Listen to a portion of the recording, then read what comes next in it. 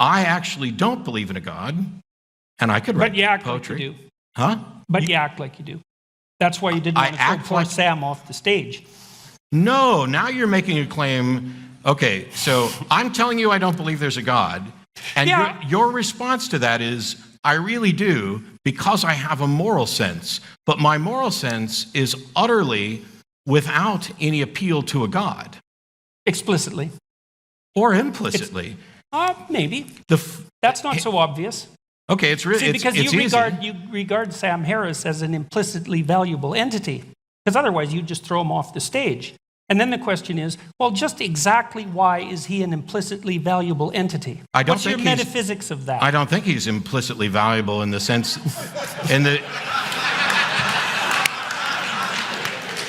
I don't think he's implicitly valuable in the sense that the universe has implied that there's something explicit about it. And for me, morality is far simpler than some people. No, wait, you sounded doubtful about that.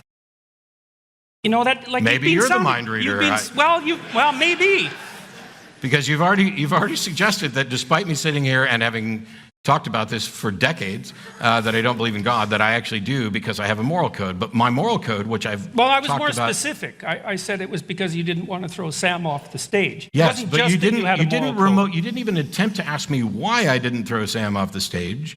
Instead, you went to, why do you think Sam has implicit value? Because it seems that in your narrative, I'm willing that's to go the there. only justification. Well, maybe you were afraid of being punished. I think you no. Oh, I think you can have a perfectly acceptable foundation for secular morality, even if it fundamentally centers around selfishness. I'd rather not be thrown off the stage. It's in my best interest to encourage that sort of understanding in others, and therefore I will not throw him off the stage. I would rather not have my stuff stolen, and it's in my best interest to encourage others not to do that, so I will not steal stuff, and I will work with others to ensure that the people who steal stuff are punished. It is in a virtually pragmatic moral system. Why do you think it's not in your best interest to have stuff stolen from you or to be thrown off the stage? Why is it not in my best interest? Yeah. No, you don't get to think, oh, that's self-evident. It's like nothing's self-evident to the skeptic. Let's keep that in mind. Oh. Well, so... Because if we're going to get skeptical here, we might as well go all the way to the bottom. So for Sam and I, the foundations, and we're not the only ones, but I tend to reference Sam just because if I say this, then somebody will say, well, that's exactly what Sam Harris says, except that, I was given this lecture before he wrote his book. But his book is better than my lecture, so read his book. When I talk about this, I'm talking about well-being is the language that Sam uses. Oh, Sad.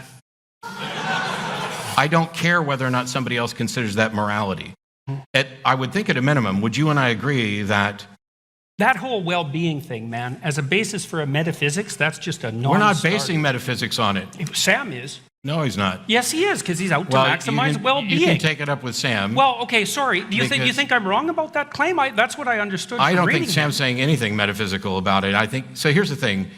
We are physical beings. Well, it's his fundamental claim. So it's sort of at the basis of his ethic. And so he says, well, we should work to maximize people's well-being, or at least to... he does a bit more than that, because he says we should minimize their suffering. He's not minimize in this sense of simple consequentialism. Let me do this. Okay. We're physical beings in a physical universe, and the laws that dictate how things work in the universe, they are the ultimate arbiters of what is or isn't in our best interest, whether we know it or not. So, for example, so far as I can tell...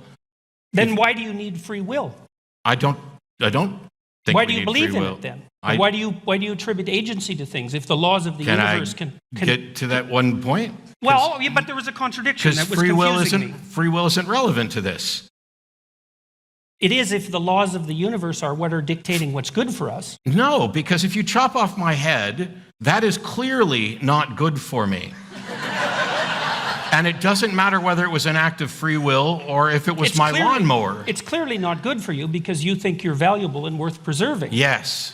Okay, that's the issue. Why do you think you're valuable and worth preserving? Because I am the descendants of people who thought they were valuable and worth preserving, and the ones who didn't think that have killed themselves.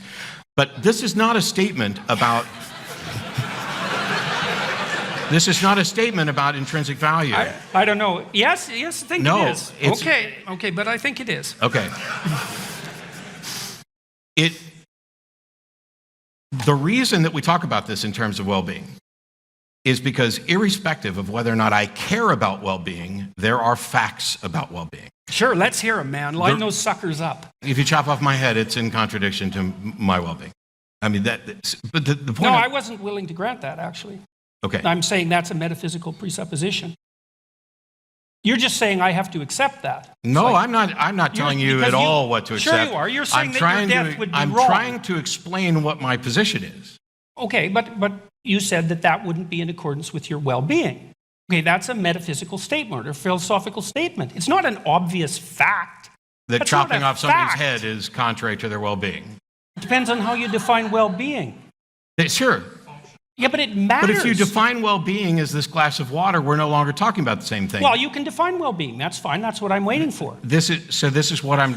Well, You can't do it. You can't define well-being. It's well, then very, why very should I try? I difficult. certainly can't do it if you keep telling me I can't do it. Okay, sorry. Okay, I'll back off. There's a.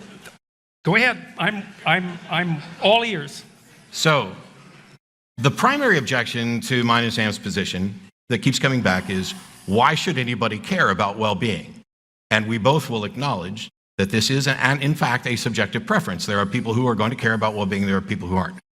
The second objection is that well-being is not clearly defined. Both of us have acknowledged this. It's not as if we're saying we have all the answers to how to go about living a better life. We're just saying that however we're going to define well-being, which is, I say you can start with a couple of foundations. You can start with death is preferable to life, but you don't get very far that way. And Stop suffering. Well, no, I'm saying you could start with death is preferable to life, but you don't get very far that way because those You do. You stop suffering. You just die. Yes. Right, so you can start with the presupposition. Except that when you're dead, you're not being, so there's no well-being. No, well, that's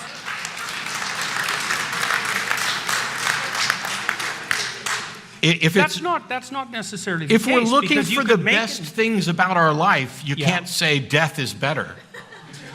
Yeah, you can. Well, People I do know all that the you time. can say it. People do all the time. They do. No, look. They look, can I'm not express being their flippant preference, about but their this. preference can be wrong. How can it possibly be better for your life if you're dead?